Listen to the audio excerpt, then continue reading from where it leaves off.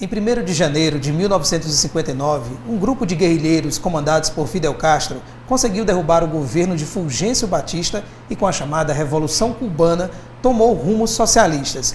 O que é esse socialismo que a esquerda tanto insiste, Madalena, em implantar sobre o atual sistema capitalista? Então, o sistema capitalista ele defende a concentração de renda, né, a concentração de riquezas nas mãos de poucos. E o sistema socialista, ele faz exatamente o contrário. Ele defende e prega, e Cuba, a gente vê isso na prática, a distribuição de renda. Quando o Fulgêncio Batista foi derrubado pelos revolucionários, e era um ditador enviado pelos Estados Unidos, comandado pelos Estados Unidos, imediatamente a riqueza foi distribuída entre todas as pessoas. Que é hoje a realidade que Cuba, com todas as dificuldades, e todos os cubanos, a gente chegou recentemente de lá, que a gente conversou e teve contato, fazem questão de dizer que tem muita dificuldade, até por conta dos embargos americanos, que proíbe que os países comercializem com Cuba, mas o que eles têm orgulho de dizer é que todas as crianças deles, todos os jovens e adolescentes estão nas escolas.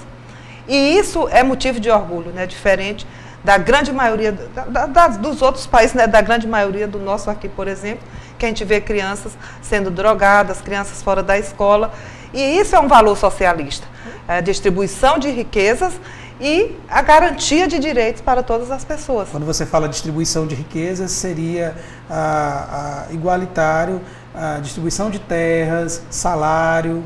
Exatamente, distribuição das propriedades, porque a concentração, os grandes latifúndios existentes aqui no Brasil não existem em Cuba. Né? As grandes riquezas concentradas nas mãos de poucos aqui no Brasil não existem em Cuba. Então, o que a gente vê e o que nós defendemos enquanto socialismo é que as riquezas, de fato, que é produzida pelos trabalhadores, pela classe trabalhadora, pelo povo que trabalha, né, seja devolvido para as mãos desse povo que trabalha, e não concentrado nas mãos dos empresários, nas mãos de quem detém o poder e terras e as riquezas. É exatamente aí onde está, digamos assim, a grande questão e diferença entre o capitalismo e o socialismo. O capitalismo prega concentração de riquezas e o socialismo, a distribuição de riquezas. A partir daí, né, dos valores capitalistas é que vem a opressão, é que vem a exploração, para garantir o lucro, para garantir essa riqueza na mão de poucos. A blogueira Ioane Sanches foi recebida com protestos em sua vinda ao Brasil. Madalena, você é a favor ou contra essas críticas que a blogueira faz sobre o regime cubano?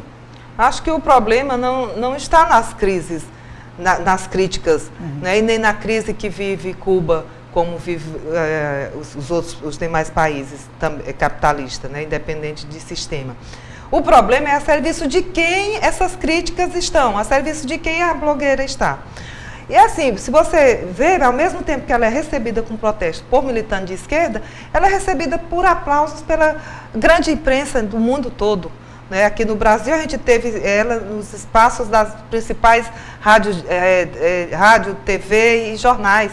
Então, é muito estranho que uma pessoa que se dispõe a falar mal de Cuba tenha tanto espaço e tenha, ao mesmo tempo, as condições de viajar. Quer dizer, ela faz tantas críticas ao país oriundo de onde ela vem, né? O seu país-nação.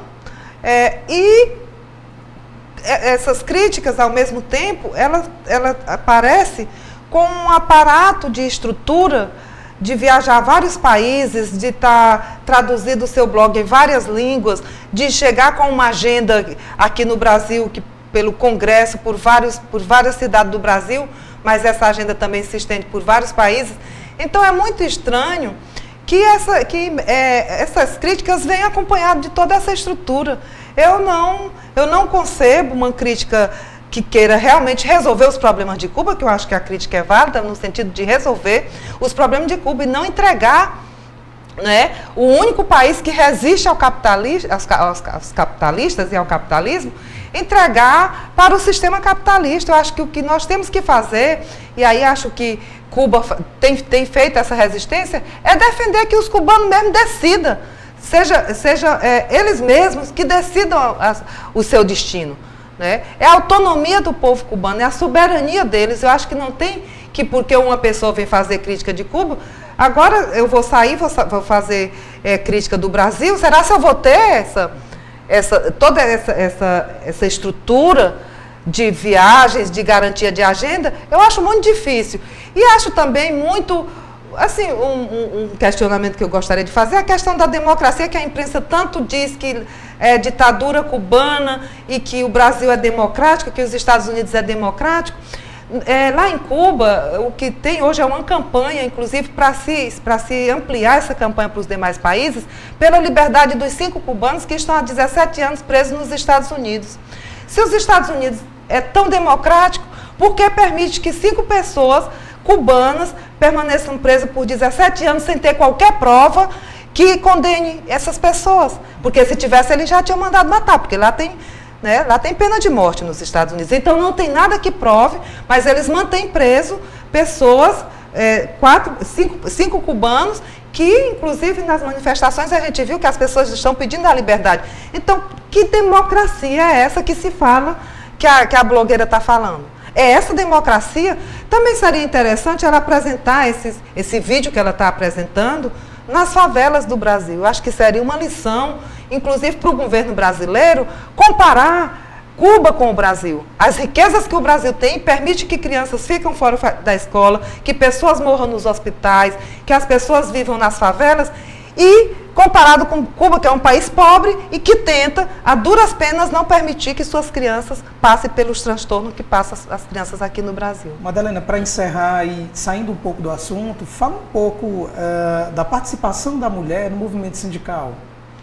Então, nós sabemos, inclusive, estamos entrando já em março, né? 8 de março é comemorado a luta das mulheres pela transformação social, porque as mulheres, além de sofrer na sua pele a exploração capitalista do trabalho, né, sofre também a opressão do machismo, né, do patriarcado.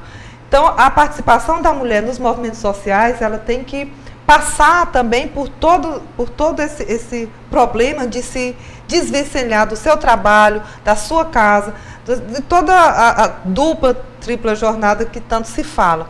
Então, na verdade, é uma necessidade da mulher participar, porque somente as mulheres participando na luta socialista é que nós vamos conseguir, que nós sabemos que as mulheres é a maioria da população no mundo, no Brasil também, e se as mulheres vêm se organizar, participar no sentido de superar essa sociedade em que vivemos e no sentido de superar o machismo, é que nós vamos conseguir, de fato, garantir uma sociedade onde não exista a opressão, onde não exista a exploração. Então, na verdade, o que nós temos que garantir é que as mulheres sejam livres, né? As mulheres sejam livres para se organizar, as mulheres não precisam de autorização de A ou de B para participar dos movimentos. As mulheres hoje, apesar de continuar a violência, apesar de continuar a diferença salarial comparativamente ao trabalho dos homens, apesar de um monte de problemas, como ausência de creche, para que ela deixe seus filhos para que possa trabalhar. Mas a gente ter a consciência, ter a clareza que sem a nossa participação, nós não vamos conseguir transformar a sociedade.